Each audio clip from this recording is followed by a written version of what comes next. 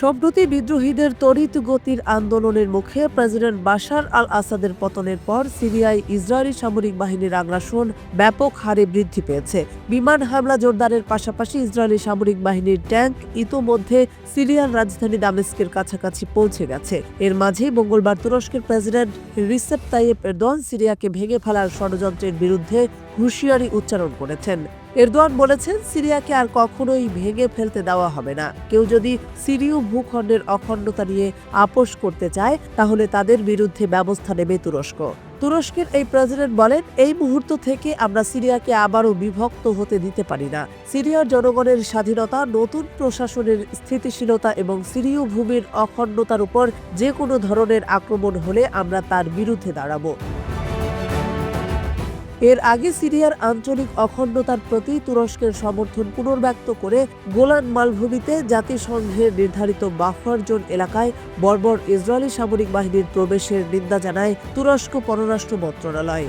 এক বিবৃতিতে তুরস্কের পররাষ্ট্র মন্ত্রণালয় বলেছে, সিরিয়ার জনগণ বহু বছর ধরে যে শান্তি ও স্থিতিশীলতার আকাঙ্ক্ষা করে আসছে, বর্তমানে তা অর্জনের সম্ভাবনা দেখা দিয়েছে। কিন্তু মর্মান্তিক বিষয় হল, স্পর্শকাতর এই সময়ে ইসরায়েল আবারও তার দখলদার মানসিকতা প্রদর্শন করছে।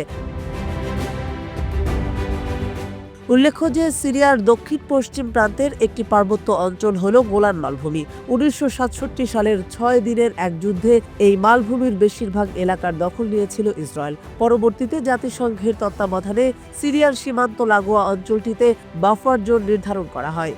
বিদ্রোহীদের আন্দোলনে টিকতে না পেরে গত 8 ডিসেম্বর পরিবার সহ রাশিয়া পালিয়ে গেছেন সিরিয়ার প্রেসিডেন্ট বাশার আল আসাদ। এর মধ্য দিয়ে সিরিয়ায় আল আসাদ পরিবারের 5 দশকের বেশি সময়ের শাসনের অবসান ঘটেছে। আসাদের পতনের পরপরই দীর্ঘ 50 বছর পর প্রথমবারের মতো সিরীয় সীমান্তের বাফার জোন এলাকায় প্রবেশ করেছে ইসরায়েলি দখলদার সৈন্যরা।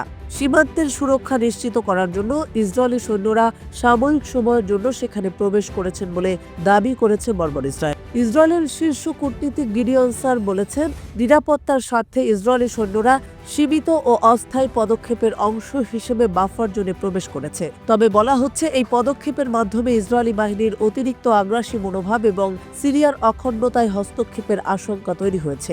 এছাড়া ইসরায়েলের নৃশংস সামরিক আগ্রাসন এবং তুরস্কের কঠোর হুঁশিয়ারি সিরিয়ার ভবিষ্যৎ পরিস্থিতি আরও জটিল করে তুলতে পারে।